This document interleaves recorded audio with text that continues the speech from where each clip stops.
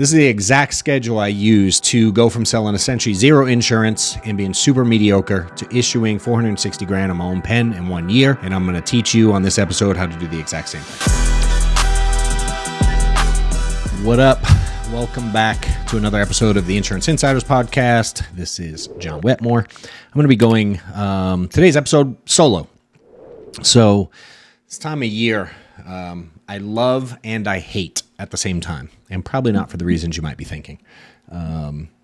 For me, it's always been a super valuable time of year because I've used it to reflect on the current year and where I'm at in life, in business, with goals, things I want to accomplish, things I want to achieve, adjustments I need to make, all those deals. And I look back, and I've done goals now started in 2012, writing them down. And I can look back, and other than current goals that I'm actually working on, I can look back in my career, and I've hit every goal I've ever written down, which somewhat says I should have been more aggressive along the way. But like many of you, I would tend to stick to what I felt was realistic, which is a word that frustrates me also. So I get to look back at this time of year and realize with like such great joy and excitement that I can remember moments in time where I wanted more. And I can remember sitting down in the first time I remember sitting in bed and writing down goals. And to be very transparent, my first year in insurance, I wrote down goals. My goal was to make $70,000 for the year and go full time. They were very, very small goals, relative to some of you. That may be a big goal where you're at now. And some of you may be trying to hit, $7 million. There's a wide range. But my goals have increased a ton. I know within probably, I'd say 3 years, probably my end of 2015 going to, it was probably 2015 year. I don't remember if it was at the end or the beginning. It was the first time I wrote down I wanted to make $1 million. So within a few years, 4 years maybe, I'd gone from wanting to make $70,000 a year to over $70,000 a month. So it can change quick. Proximity, people you're around. So I get to look back and I remember calculating out how to hit that $70,000. How many policies I have to sell. I remember calculating how to do the $1 million, how much I had to sell monthly, what my advance money was, what my back end money was, how many agents I did spread. And I remember, I literally keep it on my phone, and I can go back and look at the times I did the math, and I remember those moments and how I felt. I remember in 2012, 13, 14, going through Thanksgiving and visiting family and being stressed out because I quote unquote couldn't work because it was holiday week, and I spent the entire time with family over pumpkin pie, worried about my electric bill and when the mortgage was going to get paid and the lead bill that was coming up because I wasn't running that week. And I remember Christmas, I would, might have my kids either the week before and they'd switch and go to their mom's on Christmas Day, or I'd pick them up on Christmas Day and have them the week after Christmas into New Year's. And I would always take that, even when I started doing well, I would always take that week off. But I remember early on, again, those same early years, being at my aunt's Christmas party with family, and my mind just wasn't there fully. I was stressed over, still having not yet picked up all the Christmas gifts I needed, trying to figure out how to squeeze them in. Hell, I remember putting stuff on layaway back in the day. And just not being able to be fully present. We'd go visit these ice sculptures up in New Hampshire, and it's everybody's excited and watching the lights, and I'm in the back of my head, all I can think about is when can I get back to make a sale? This week's I'm gonna have chargebacks this week and not make new sales, and mentally I just was stressed because I was watching obviously my bank account. But I love looking back and remembering those moments and the things that triggered new ideas and new goals and new versions of me. And that's the big reason I love this time of year, because it's always been so instrumental in leading to new heights and new accomplishments. And those of you that have followed me for a long time or read the book or whatever, certainly you know the story, right? So it's like this time of year, I love to reflect on where I was at different points and where we've come and where I'm going. Because now I'm so bought into the process of this, and I'm going to share some of those things that I do with you guys. And I'm going to give you a link to do these exercises. I'm going to go over some goals and schedule stuff here in a minute. So if you go to johnwetmore.com/resources, there's a little form you can fill out. It's free. I'll send you a couple of worksheets that you can download and do these exercises I'm going to go through. And the tracker that I use to keep track of stuff that we'll talk about a lot. And then, there's some videos that explain it full in depth. Granted, I'm going to go through it a little bit here, but there's kind of longer videos that focus on just those exercises and how I completed them. So I love looking back, and this is the way I've coached agents throughout the years at this time of year, to really put pen to paper. And when you guys do this exercise, if you do it, or if you've done it in the past, like some of you think about where you were last year this time, and some of y'all have accomplished a lot. Even though day by day you might have felt frustrated or annoyed, or some weeks, or, every month you didn't hit your goal. But if you think about where you were 12 months ago, 24 months ago, do you live different? Have you accomplished things?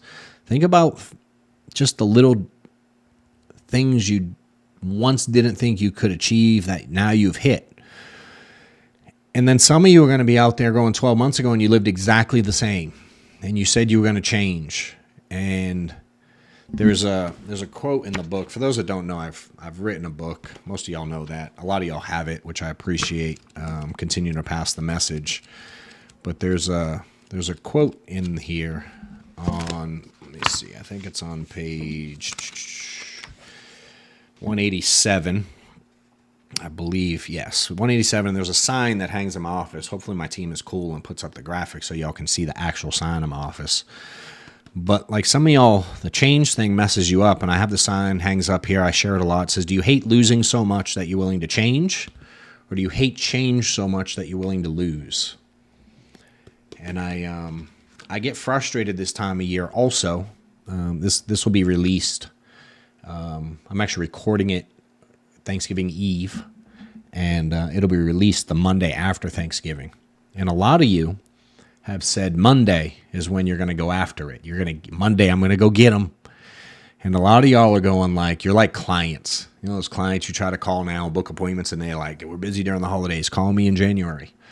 A lot of you are for some reason waiting for January to change, and I'm like, dude, if you were that serious, wouldn't you do it today? Wouldn't you done it already? Like, why are we waiting? And I get really frustrated with this time of year because so many people that I speak to say they're ready and tell me all the things they're going to do different and make the list of goals, but then they don't follow through, or y'all know New Year's, some of y'all that go to the gym. And the first week is horrible. It's so busy. There's so many of y'all there. And you can't get on a treadmill or a elliptical, and it's craziness. But then by the end of the month, it's back to normal because everyone's fallen off, And I get frustrated with you because so many of y'all have such potential to do big things. And your family's relying on you and believes in you, and maybe some don't. Some of y'all have family that's a pain in the butt and tells you how bad this is and you should go get a job and why are you in sales and that insurance thing. And, people said that insurance thing when I was doing it. Hell, some people still go, you still doing that insurance thing? I'm like, you definitely don't know me. So I do get frustrated with a lot of you guys out there because a lot of you are going to BS yourselves again. And I wish you wouldn't. The one superpower I wish I had was to give people the grit and the oomph to get through when things get hard. And they are going to be hard. Like, if you think the people killing it aren't dealing with hard days and hard times and hard things in life and medical issues and family issues and, you know what I mean, kids that are causing chaos in life, and like, we all deal with stuff, you know? And some people, what's the saying? Some of y'all use it as excuses and some of you use it as reasons. And I really hope that y'all mean it this time when you say it. And so I'm going to go through, so many of you have asked if there's an option for more access, more direct coaching. And so we've created a coaching platform called the Winner Circle, where you have a couple different options. There is a one-on-one option to where we can work directly with you on a regular basis. And then there's a small group setting, 4 to 6 people, really high achievers looking to get to just a new level in their career. We've had a ton of success in this already. First month, actually the first guy that joined deposited $7,500. Worked with them back and forth, one-on-one. The very next month, he deposited over 30 grand. So basically a 5x return on his income in 30 days. So if you're looking for something like that, you can click on the link below, get access to an application, because I'm not taking everybody. I do want to make sure it's a good fit for both of us. And if we feel like you'd be a good fit, we'll set up a one-on-one call directly with me and kind of go through your struggles, what you need help with, and what I expect of people that are joining the coaching program. So if you feel like it'd be a good fit for you and something you want more of, click the link below and we'll see you on the other side. Welcome to the Winner Circle. I'm going to go through goals first, and we're going to share this on the screen as well. And apologize if I'm not looking at you on the camera. Watch the screen next to us. I'm actually literally writing these live. And I like to do goals. And I may share some of mine. I'll see how much editing Reese wants to do. Some of my old ones. I share them all the time. With people. I save all of them. I have most of them handwritten. A couple of them are typed, but most of mine are handwritten. I save them and I check them off as I go. And I like to look back on them and reflect. But I think goals are important to do in a certain way. And this is how I do goals. Most people put a list of goals and they just, whatever, put it on a piece of paper and never look at it again. And I've done that, certainly too. And I think for me, goals are, for most people, like a list that they hope just kind of falls out of the sky and hits them in the head. And for me, the way I use goals is very intentionally something to chase day by day. And I think it's important to have kind of check-in points along the way. And so I'll go through the way I do it. So I list goals, and I'll think back. We can have income goals. I'm a big fan of numbers, so whatever your numbers are, I've listed from 70 grand up to, making $100 million. I have crazy goals. I remember early on wanting to put my kids in sports, like just put them in sports. Like they couldn't even. We would go to the baseball park across the street and play like on the weekends. But I wanted them in organized sports. But when it's, $60, $80, $100 plus equipment or cleats or whatever it is, you know what I mean? You got 5 kids, like, whew. I used to take my kids down to the county recreation and sign them up to like karate because it was so cheap because it was through the government. So I wanted my kids to be able to all, like now they're all in travel sports and they do cool things, and I get to do some really cool stuff for my kids today. I remember I wanted to buy Steph a house. I remember early on wanting to put my kids in private school. That was an early goal. I can remember the first time I said I wanted to donate $5,000 to church for the year. So think about some of your stuff, whatever they are. There's all kinds. You can put health goals. I've had those, certain health things, whatever, but getting a certain amount of shape, certain amount of body fat, whatever it is, right? And I like these things. There's a couple pieces that I add to this that I think people miss. So take a moment. If you want to download the worksheet, you can do it after this, certainly. If you're following along, cool. Again, go to the resource, johnwetmore.com/resources. The link's probably here too. Download them, print them out. They're one-page worksheets. They're super easy to do. And I do reference them in the book as well. So the goals exercise, if you've read the book, is page 192. I was going to show it, but you probably won't see it. Probably blurry. But page 192, I talk about this in depth. It's the silk pajamas chapter, which is one of my favorites. References some stuff from Marvin Hagler, old school boxer. Some of y'all may know. But go through the exercise, right? So goals for me, I think the next step is like, all right, what do I have to add to my life to hit these goals? And some people I notice put like very generic stuff. Like I have to add discipline. And I'm like, let's go deeper. Like I went and I figured out how many appointments I had to run. That was a trigger point for me. And I knew I had to run. My goal was, when I did the math, I wanted to see 1,000 people a year, and I was going to be okay being really bad and closing only 25% of them. So closing 250 clients, applications. At $1,000, my thought was I can make 250 grand doing this, right? But to see 1,000 people over the course of the year, I knew I had to take into account for like no-shows and cancels and just stuff. So I'm like, what if I schedule 1,500 people for the year? And that sounds like a huge number. But when you break it down weekly, it's only 30 a week. So I'm like, all right, let me go 30 appointments a week. And this is my goal. This is going into 2015 is the year I had this goal. And this was in the time of, I was doing 100% field sales. So going to people's houses, kitchen table sales. In today's world, telesales is kind of what I know about close ratios and show rates.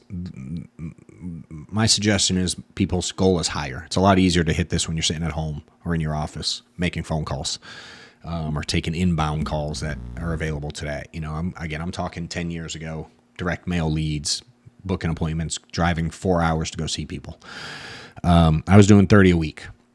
So I broke it down into a micro number. Instead of going, let me have discipline, let me be consistent, let me work every week. I'm like, let me run 30 a week. And then I had a backup, and I said, I also have to hit 120 a month. So meaning if I slacked off one week and only hit 20, in order to stay accountable to the 120 a month, that would have meant the second week I'd had hit 40. So I tried to stay really consistent because I didn't want to have to run 40 one week in trying to play catch up, you know. And then it allowed for me to have some flexibility during, say, holiday weeks. Maybe I adjust my schedule and I want to take some days off during Thanksgiving, which many of y'all probably, quite frankly, took too many days off. We have people making phone calls and running appointments on Thanksgiving. And some of y'all get frustrated and think that's incorrect, but people work on holidays, including the NFL games that you watched and the gas station you went to and the movie theater that was open. And you know what I mean? Like, it's okay. I know tons of people, firefighters, police, you know what I mean? Tons of people work holidays. So again, you want to take it off, cool. But it's also okay to work if you have big goals and you want to hit them. But you don't have to. You get to dictate this and create your own identity on who you want to be, and you get to create your own schedule. But for me, if I wanted to have some time off during a holiday, which I'm all about too, I would remember I have to hit 120 this month. So November, there's some tricky days. All right, I got to run on a Sunday this week when I normally wouldn't. That way I can have those days off, Wednesday and Friday off after Thanksgiving if I want it, but still hit my 120 appointments for the month. During Christmas, I was going to take that week off with the kids. So that meant maybe I have to run 40 appointments for 3 weeks. So hit 40, 80, 120, and then take that fourth week off. You know, so I allowed myself some adaptability, but I never was going to go short of the 120 because the 120 appointments a month after 12 months meant I was going to hit my 1,500 for the year, right? And all the numbers were going to fall into place. I remember having to add, go to the, hold on, let me, why is this not working? Oh, Lordy.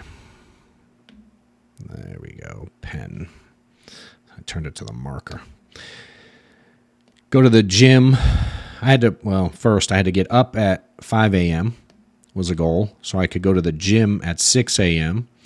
and then start dialing by 7:30 a.m. was a goal, and eventually I moved it to, at one point in my career, I moved it to 7 a.m. But those were very specific things. I added Sundays. I was going to track numbers, which if you do that resources link, I'm also going to send you the tracker that I used, literally my entire career.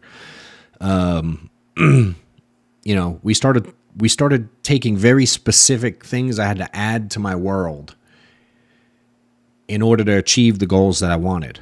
I started talking about one of the things I started doing was I came up with a dollar amount that I was going to pay towards each credit card monthly. And then when I was done paying one credit card, I would take that back. I'd say, all right, I got 5 credit cards. I need to pay this much to each one. When I was done with the first one and that was paid off, and I'd go, I'm going to pay it off in X number of months or whatever. Say I was sending $100 to that one for easy math. And I was sending $100 to all 5, call it. Once that 100 was done with the first one, I'd roll it into the second one. So now I'm sending 200 here and 100, and then I'd take the 200, roll it into the next one. That was paid off, and I did things like that, and they were certainly bigger numbers I was sending. I got to a point where one of my goals was to pay off the house that we did buy. I bought it in 2016, the end of 2016. My goal was to pay it off as soon as possible, and I got to a point where I was sending $25,000 a month to my mortgage, and I paid it off in like 3 years, like that. That was a very specific action item I had to add at the time. And again, keep in mind at the beginning, I was just like, can I put my kids in sports? So those are the things I like to do, is add very specific, detailed things you have to add to your daily life, that are going to change. I'm going to go to bed at a certain time. Whatever it is. And then the kicker that I think most of us struggle with most, and this is why a lot of people fall off when it comes to putting in new things. Like, I'm going to go to the gym at 5 a.m. or 5 p.m. or whatever it is, 5 days a week, blah, all the things we say we're going to do. The piece that most miss is we don't take the things that we have to remove from our life in order to add the new things, right? We all only have 24/7. So if you add all kinds of stuff to your life feels like chaos. And again, this change is uncomfortable for people. And this process of becoming a new person is going to require change in your world. It's going to require change from your family. It's going to require maybe other people to be involved. You might have to communicate with your family. If you're normally home cooking dinner at 5 and watching TV at 6, and now you're going to go to the gym at 5, you're certainly going to have to figure out who's going to cook dinner at 5, or people are going to have to eat later. Or you're going to have to make, meal prep for the week and have it ready and teach someone how to use a microwave. You know what I mean? Like, you got to take into account these things and involve your family. And that's where most people miss. So it's like, what are we going to remove from our life? So for me, TV became something I had to remove from my life. I was addicted to I'd watch reality shows with the wife. We'd watch Big Brother and Survivor and Real World, and I watched all the housewives shows with her. We'd watch cooking challenges. I watched so much TV. It was insane. The first probably 5 years we were together, we'd lay down on the couch every single night, have dinner, and watch. She'd get home at 6 and the TV would definitely be on, and we'd watch till 10, 11, 12 o'clock at night, every night. So I realized how much that was costing me, not only in time, but in money, in education and learning and discipline, and my health was going to crap. So I decided to remove TV from my life. And I did it like pretty abruptly. I wasn't the guy that was like, I'll only watch it. I just essentially cut it out of my life. I have a pretty addictive personality. I can either be all in or all out. I don't do middle grounds really well. Some of y'all can relate. Some of y'all can't do that, and that's okay too. Be you. And when you do this exercise, don't put like the things you think someone like me would want to hear. Put like what you actually want and what you're willing to commit to. I had to remove sports from my life, which obviously is inclusive of TV, but it's really easy to go, I'm not going to watch junk TV, but I watched football from Thursday night all the way through Monday night, and I would watch all weekend, all night. And then I would watch Sports Center in between to watch the highlights of all the games I just watched. And then I played fantasy football. I think I spelled that wrong. I definitely spelled it wrong. I played fantasy football. I was in like 5 fantasy leagues, and I had to cut that stuff out. I haven't played. I signed up last year and this year, and I don't even like it. Like, I paid $500 to get in a fantasy league, and I haven't even logged in. I'm just like, I like donate to them. I don't even know why I said yes, but it was buddies, and I was like, sure, I'll participate. And I tried to get Maddox to do the draft for me. So he did the draft. He picked what he thought was a great team, and I think I'm like, I don't know what week we're in, but I'm 1 in something, 1 in 10, 1 in 8, 1 in whatever it is.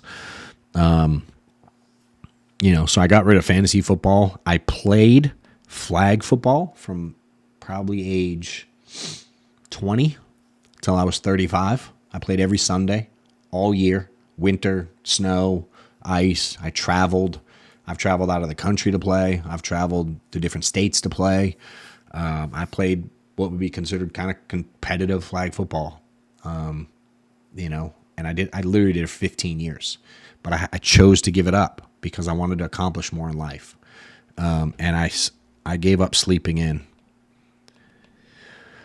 Again, obviously, get up at 5. In order to get up at 5, I got to give up sleeping in. In order to do all this other stuff, to dial certain hours and run the certain appointments, and I had training nights, and I'm a creature of habit. I like a very specific schedule still, to this day.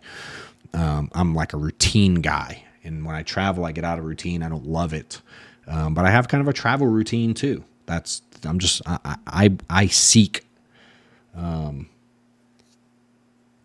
routine in my life.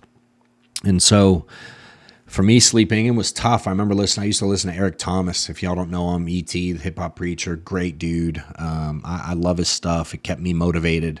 I grew up in the hood, so I like more rap stuff. He did these mixtapes over like rap, hip hop music that are really cool. They're old, but I love them. They kept me motivated when I was feeling down on myself. And he talked about getting up early, and at one point he had mentioned something about using the time zone changes, like when it changes, like when it's, and I don't know which way to do it off the top of my head, but you understand. It's like if you're used to getting up at 7, when it changes to 6, keep getting up at the same time. It's now 6, but it's functionally the same time.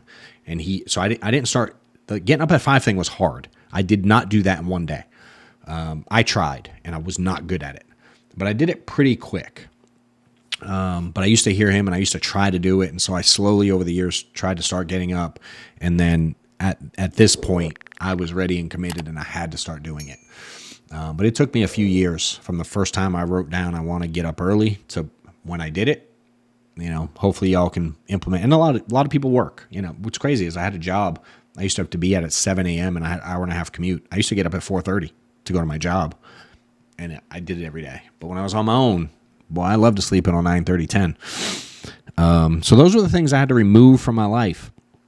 And what I did here is like I tied in a kind of negative accountability way these things, the remove things, to the goals.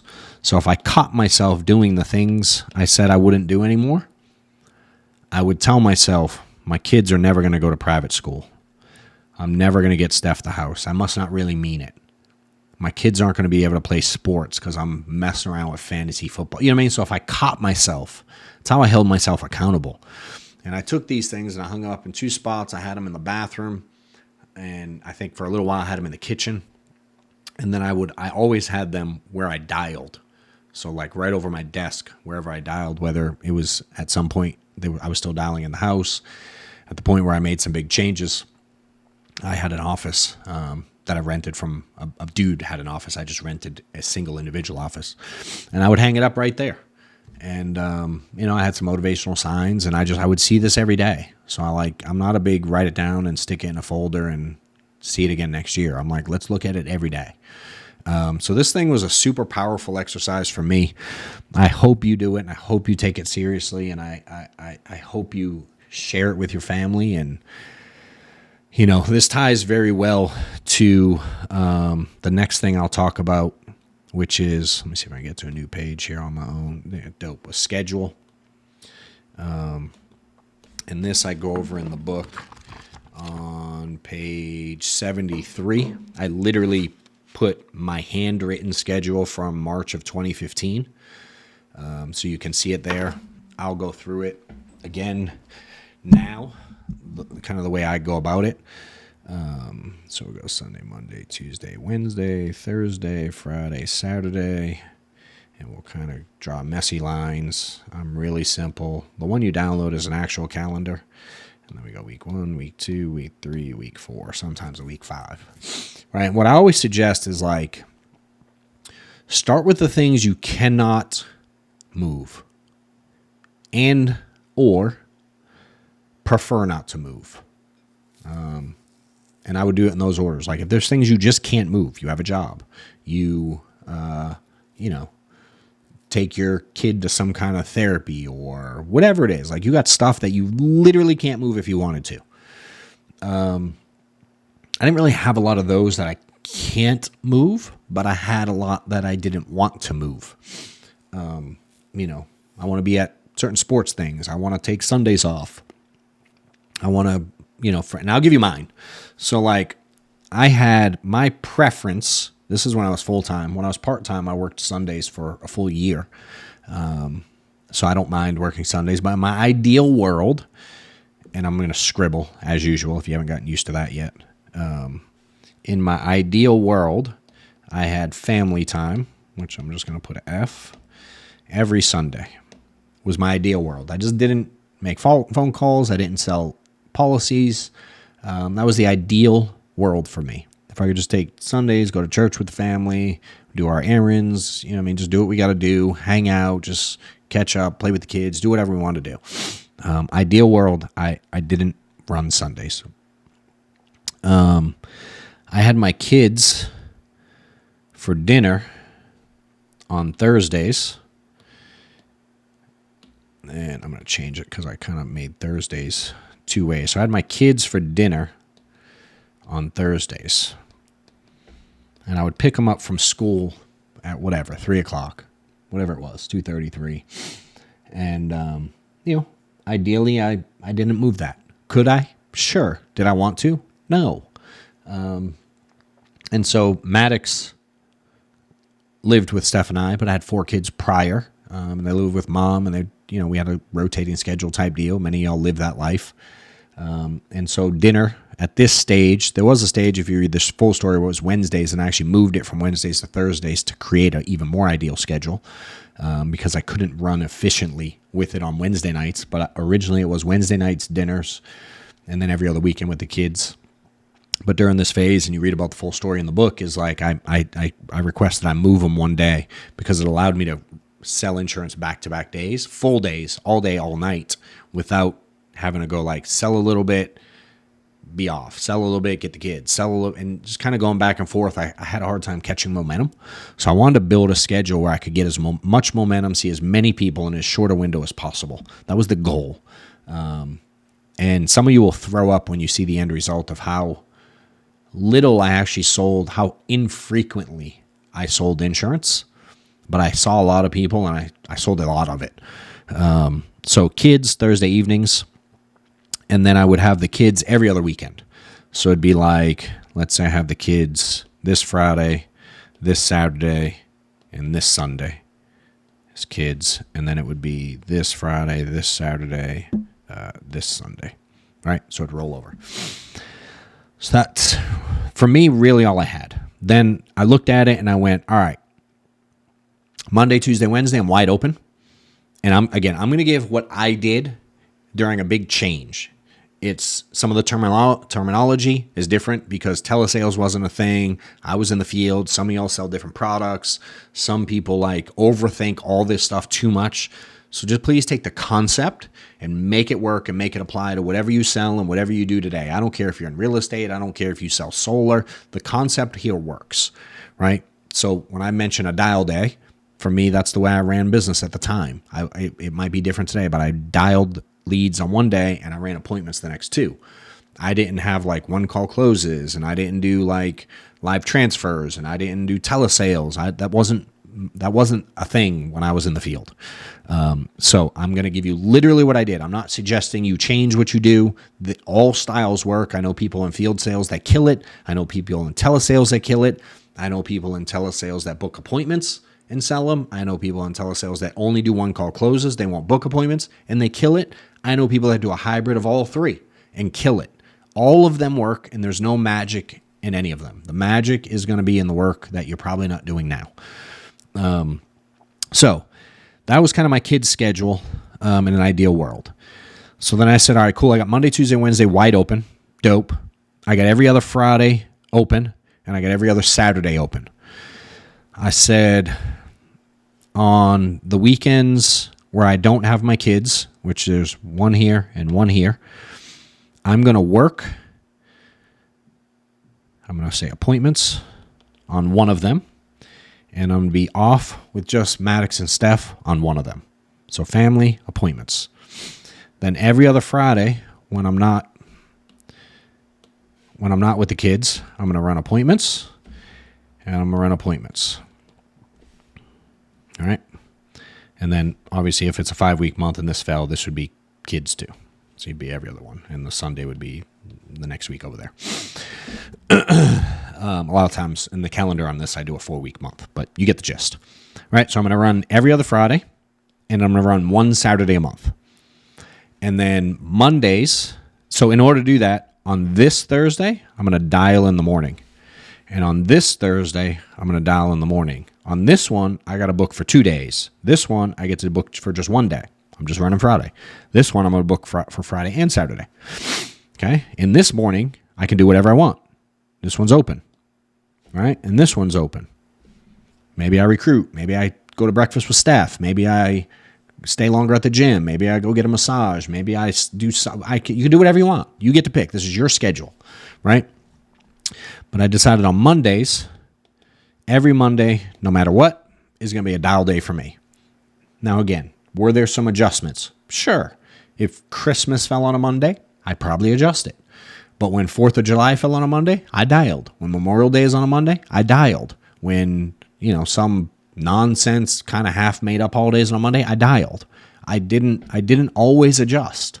I dialed every Memorial Day, and it was killer for me. You don't have to. I did. Tuesday, Wednesday was going to be appointments. All the way down. From as early as possible till as late as possible.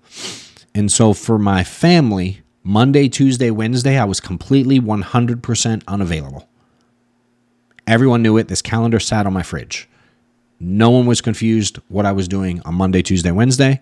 And then they knew the every other weekend. But every single week, Monday, Tuesday, Wednesday, dude, I do nothing in life at all, ever, for the most part. Like 99% accuracy is how I decided I wanted to do this. And again, if I did give this up, it just meant maybe I had to run on a weekend where I didn't have the kids. Maybe I'd run this Saturday too sometimes. Maybe I'd be like, well, kids, sorry, I got to run Saturday and Sunday morning because we want to have, Thanksgiving week, couple days off, or we want to go on vacation, whatever it is.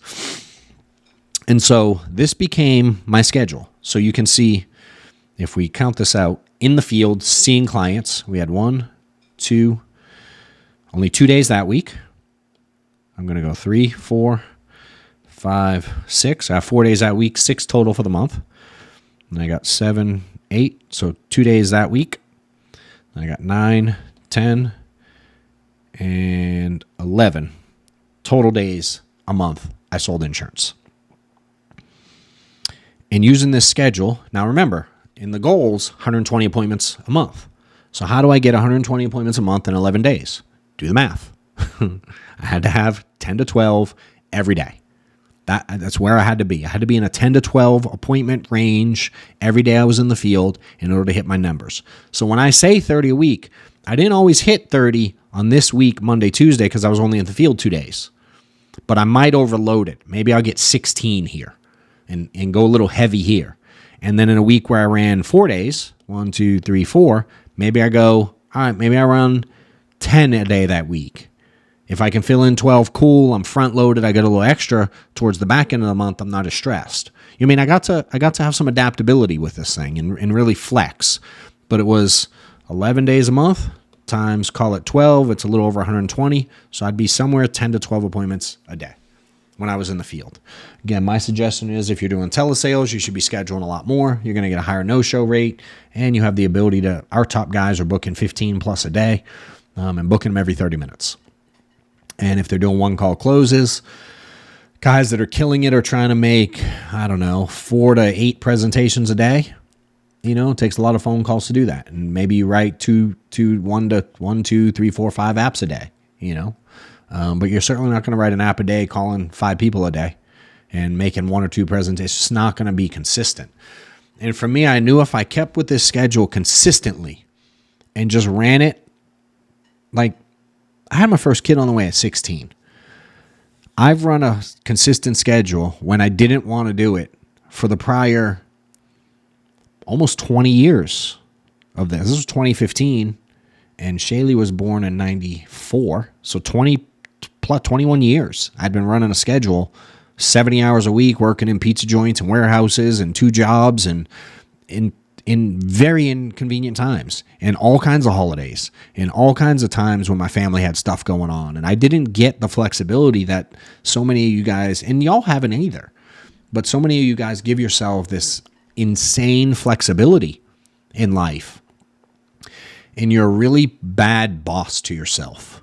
And so one of the sayings I hate is I hear people say a lot, they wish some of y'all with potential had more of an entrepreneurial mindset with discipline. And I'm like, I really wish y'all had more of an employee mindset. And I know people who still currently, I have some people I'm coaching and trying to get to another level, like outside of my agency. I have a lot of people looking for help. And if you're watching, I love you, bro. But such discipline on your job. You're there every day, no matter what, and it always comes first, and it should, because I get it. But then when it comes to doing this and trying to get out of the job, the discipline goes away. And so many of you quit your job and you do this full time, and then all your discipline disappears. But think about the schedule you used to run when you had to be at, the hospital at 4 a.m. if you're a nurse, or, you're used to be in the military or, police officer, fire, and you have to be there. You sat in your office crunching numbers like I did. You had to travel all over the country for sales, and you had to be on the flight at Monday morning at 7 a.m. no matter what to fly across country to have a meet. You know what I mean? There's people at the gym that I go to that are in medical device sales, and they're gone all the time. And I travel a lot, but I choose to. And these guys have to abide by someone else's schedule. And y'all all have lived that at some point in your life, more than likely. And with this, most of y'all are just trying to wing it. Most salespeople just wing it. And if it's working, 1, you've probably already stopped watching this. But 2, it's you've tried it your way and it ain't working. Let's try this change thing. Just try it out for me. And make sure you involve your family and the people around you. And you if you're the type of person that's always said you're going to change and you never change, it's going to be difficult. People aren't necessarily going to believe you. They may not buy in. You may have to prove some people wrong. I'm motivated a lot by a F you watch me mentality. And maybe some of y'all need that. Some of y'all some people don't believe in what you do because you haven't given them a reason to believe in what you do. And so it isn't necessarily going to be the easiest journey. But I, with 100% certainty, believe if you put in the steps that I put in place and you follow it the way I followed it, you can have a whole lot more success than even you believe you can have. And you deserve it. Your family deserves it. Your kids deserve it. All the people that you're not able to, or all the organizations or communities that you're not able to help and assist right now deserve it. My wife fortunately gets to help at the school and be at all the moms things. And the things she's got to do over the years, she was able to stop working way after she should have stopped. She was in the optical business for years. She now has helped with the agency for a long time. But she was able to quit her, 9 to 5, probably 6-7 years ago, and within a couple years after implementing this. So I highly, highly, highly recommend this. I know it's a scribbly mess, but it makes all the sense in the world to me. Again, please feel free to download the resources. Again, johnwetmore.com/resources, and then go through the exercise and have your family watch it. There is actually a podcast out there for some of y'all that maybe you're like me and you didn't really commit, and Steph had her doubts at some points. She was super supportive and always let me do my own thing. She was significantly more supportive and understanding of me being gone and working a lot when I was able to make changes for the family. Nobody's mad at that. And she'll tell you in her own words. There's actually a podcast we have out there. You could probably find it. If not, maybe DM me. I'll send it to you. But a lot of people like it because they send it to their wife, because they get to hear the way she speaks about the journey. It's a really cool. We've only done one podcast together ever, and this dude Landon interviewed us, and it was really cool. It's been a few years back. I think it said something about $100 million. Google my name and $100 million or something. It's on YouTube. It's out there. It's pretty. People like it. But again, if somehow after searching for it you can't find it, I'll probably get too many DMs for offering to send it to you. But if you can't find it, DM me. We'll answer and send it to you. And maybe my team will put it in an email with the resources thing. I don't know. We'll come up with something. It's out there though. And we talk about this stuff and this time and the change and the things that we had to do different as a family. And it's done some really cool things for me. I don't really like to brag because I'm just a dude in Atlanta who works hard for his family. I don't think I'm superhuman in any way. I think I have an insane amount of discipline and drive and desire to get better. I think I'm good at taking a lot of punches to the face and keep moving through it. But a lot of you are a lot better at a lot of things than I am. You just don't have those few pieces, that you need to piece together. If you're in sales and you're trying to figure out how to get effing paid and stop getting so many objections, register now for my 2-day workshop here in Atlanta, Georgia, February 27th, 28th. We're going to have some special guest speakers. There's an exclusive mastermind for VIP ticket holders. For those that just want to attend the event, you can. There's a very low entry to get into it. We'll be going over everything you need for sales, objections, scripts, role-playing, everything you need to build a business, scale a business, staffing, automations, everything I've learned in the last decade plus, building what I've built. Of course, we've had a lot of help, so we'll be going over how to scale it, how to structure it, everything you need to get to the next level. Click on the link, register below. We'll see you there. So hopefully this stuff helps. The last thing I would suggest is, as part of this process, and if you just want it separately, I'm a big fan of tracking numbers. Most of y'all don't have a clue what you do for appointments or leads or spend or income or net, or people say they're not profitable. They don't actually know their numbers. And I wish that more of you would take this part seriously. I have a lot of free stuff that I give out. But if you, as part of the resources thing, I think it comes to you automatically. But I have a tracker I mentioned earlier that I use. But if you go to johnwetmore.com/tracker, you can download it directly, and it's really simple to use. You just input activity, and it does all kinds of math for you. It tracks your totals for the week, for the month, for the year. It does math, so it figures out formulas. It figures out profitability. It figures out how much you make per activity you'd put in. It's literally what I used. If you don't understand Excel, I'm sorry.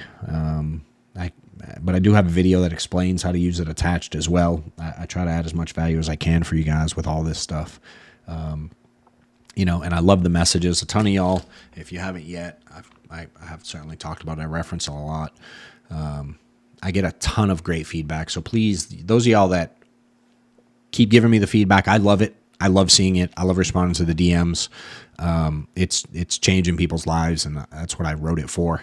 It's $12, so we make literally no money on it. And if you order it from the website, it is on Amazon, but my advice to you is order it from my website. which obviously johnwetmore.com, it comes to my office. We ship it from here and we send extra. I sign it. I personalize and sign every one of them, and then we send it out with some extra goodies. If you get it from Amazon, it comes plain and you get no extras.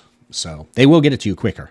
We aren't necessarily always the fastest, and I don't have Prime, and we won't drop it off in 4 hours, but we will get it out to you in a day or two.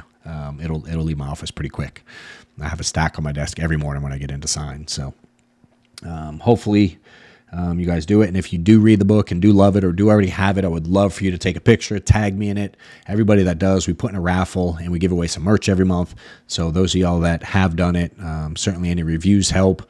The asshole who put the 1-star review on Amazon because he doesn't like me, we love you too, dude. And if you tag me on social, we'll give you some free merch also.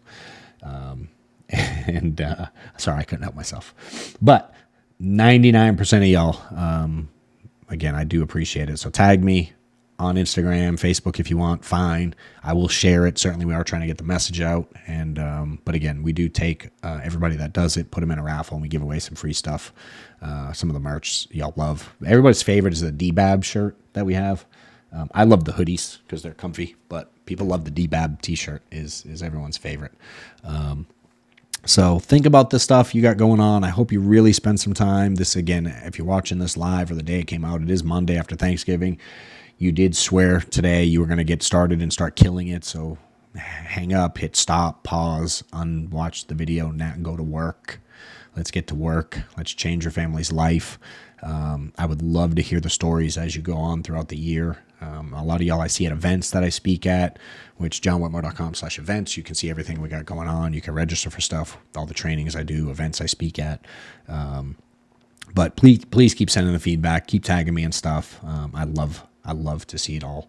And I can't wait to hear the changes that you make and the impact you get to have on your family. I've been working with a couple guys directly in our coaching program that have literally changed their world from just such simple advice and things to implement. And I can get complicated and I can teach all kinds of fancy stuff, but the most bang for the buck I've seen in 12 years teaching this thing is small changes to your schedule, your goals, and your activity, and your tracking, and holding yourself accountable. And I've seen so many people going from barely able to pay their bills, barely able to buy leads, barely able to invest, driving the piece of crap car, worried about how to go on vacation, barely being able to pay credit card bills, making minimum payments. And I was all of these things to literally printing money, 30, 40, 50, 60, 80, 100 grand a month. I've helped people get to multi 7 figures a year. I'm coaching a guy. I mean, I love this industry, and those of you that change, super proud of y'all. And those of you that don't, I like how Ed Milet says it, and I'm not going to do it any justice. So you should probably look up the way he says it. But he's like, when he dies and goes to heaven, he always looks at him making changes and wanting to become someone new as kind of this alter ego. And when he dies and he's like, when I die and go to heaven, I want to meet this person this person of potential that I could be. Cause we all have it. Your potential, your person of potential can accomplish insane things in the next year, 2 years, 5 years, 10 years. It's insane. Which 12, not even 11 years ago, I was broke as a joke. 10 years ago. Yeah, 10 years ago, 2014, I was still broke. Insane things can happen. Now we have thousands and thousands of agents and we do hundreds of millions. It's insane how much insurance we sell as a group. And I have a fantastic team and tons of people that help me. But Ed's always talking about this person of potential on who he could be, that he hopes when he dies and one day goes to heaven or whatever you believe in out there, that he gets to meet this person of potential. And he goes, I hope we're identical twins. I hope that I meet my full potential in life. And some of you are just giving up on your potential, and it's sad and it's depressing. And I was one of those people. And some of y'all need to stop making excuses and, like me, put away the booze and stop all the stuff. Stop DBAB, for those that don't be a bitch, is what I used to tell myself. But just stop and go make the change and go kill it for your family and make 2025 the most memorable year of change ever. And those of you that have small kids, I'll tell you from experience, my kids don't even remember me selling life insurance for a living. They don't remember it at all. They have literally, they grasp nothing. My oldest, that's 30, knows I did it. But the little ones, the 25-year-old, like they remember because they were older. But my youngest, and they aren't even young anymore. They're 13, 17, 18. They have zero recollection of me selling insurance. And I was gone a lot. But they have so many dope memories of trips and vacations and schools and, the school trips they get to go on, the sports they get to play, and the memories with their friends and the parties and birthdays and all the things and experiences. I'm a big on experience. I took my son Maddox to the World Series, went to 2 games this year, got to watch the Dodgers win live in New York. He's never going to forget that experience. And if I didn't make this change in 2015, we're 100% sitting at home on the couch, broke, watching the game. If I was even able to watch it, because I probably would have been working because I needed to pay the bills, and y'all deserve it too. So please go get it. Hope this helps. Appreciate you guys. We'll see you on the next episode. Later.